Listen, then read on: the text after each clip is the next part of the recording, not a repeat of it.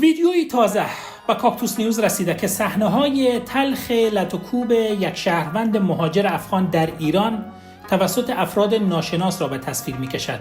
در این ویدیو که از شدت خشونت و تحقیر برانگیز بودنش دل هر بیننده ای را می‌لرزاند، مرد افغان در حالی دیده می‌شود که از درد و فشار روحی در حال گریه کردن است. این صحنه نمایی دیگر از وضعیت ناگوار مهاجران افغان در کشورهای همسایه را آشکار می‌سازد. اگر موافق باشید در ادامه بخشایی از این ویدیو را با هم ببینیم، اما مطمئناً صحنه‌های لطوکوب هست را نمایش نخواهیم داد. چهره‌تو نمیگیرم، فقط بگو چی شد.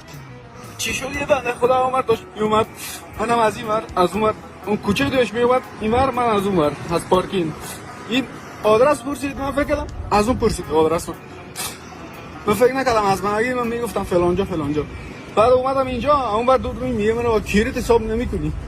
من دیدم چجوری زدته. خب این نتونستم ازش فیلم بگیرم.